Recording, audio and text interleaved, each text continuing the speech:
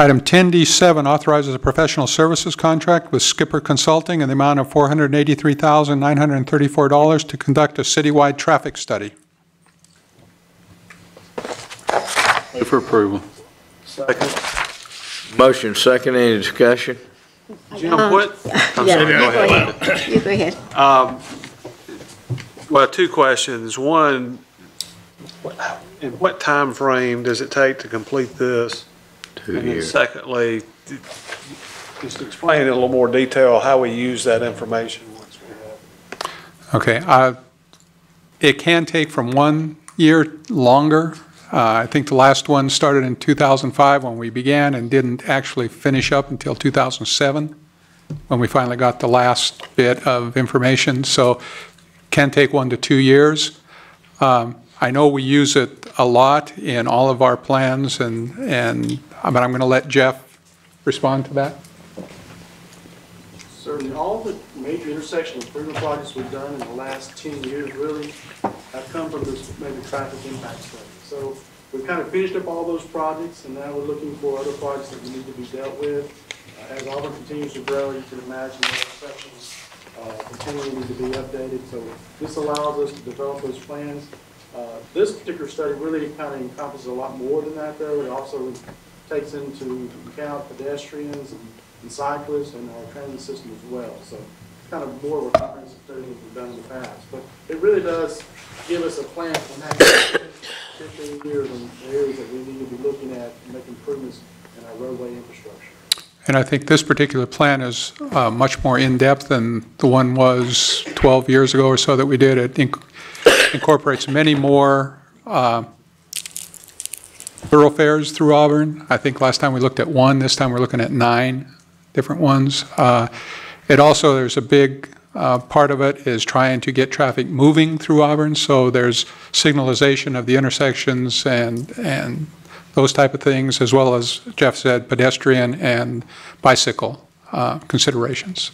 In the scope of work addendum to this, for example, it says there's 59 signalized intersections that will be. Yes. Is there, I assume those have been identified. Is that information available? I think that's all of our intersections, correct, Jeff? Maybe you should bring it.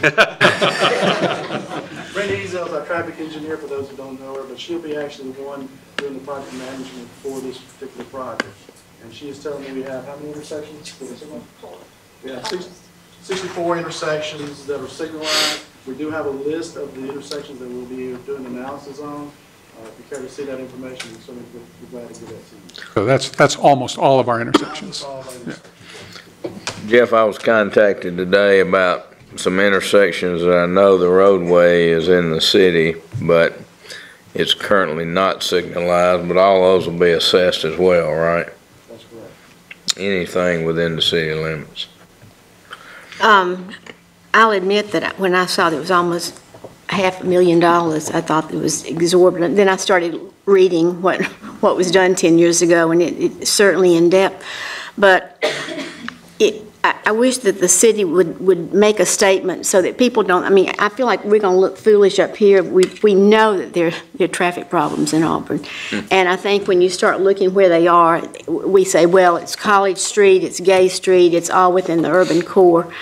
I'm sure that those areas, we all know that there is a problem, and we don't need a study to prove that.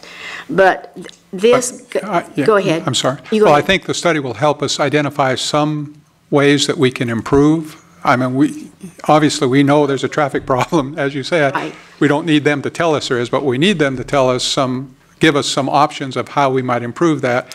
And part of that improvement might be directing traffic around Auburn and some better way to somehow keep the traffic, if it doesn't have to come through downtown Auburn, keep it going around Auburn some way. Right. And I noticed, I read, it was a lot to read. I could not believe the in-depth study that it was. But the recommendations would be an increase of speed enforcement, either increase or decrease. When we do buildings like what we're seeing now in downtown Auburn. And I know that contractors have to do their own traffic study, is that correct?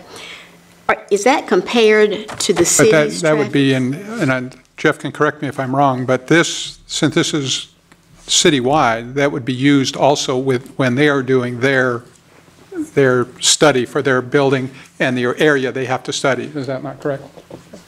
That's correct. We'll use all the traffic impact studies that have been done throughout the city, and in this one as well, to help get us information.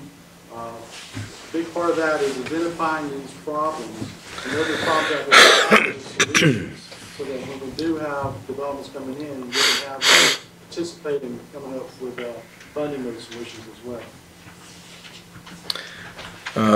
Jeff and Jim, I believe one of the last university meetings we were in, there was discussion there. There is a project going on at Auburn University too, I believe, so. Yes, they're doing their equivalent of a traffic study. Theirs is a lot more geared towards pedestrianization of the campus, but they're also doing a traffic study. But I'm guessing incorporated in ours will be the effects of everything that they do as well. Yeah. Jim, as I was reminded last night at the school hearing for the rezoning, there's a lot of traffic on Richland Road and areas like that. Will we take into account the projected growth areas of Auburn, particularly northward, Farmville and Donahue and all those areas out there? Okay, thanks. And I too am a little leery of the price tag on this, but after some conversation and more studying, it does make sense that we are trying to be more comprehensive and proactive and not studying things under a microscope, one intersection at a time.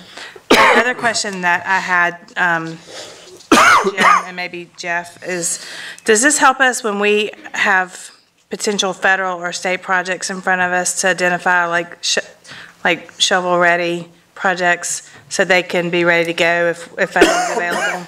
Right, yes. Jeff, if you want to go ahead.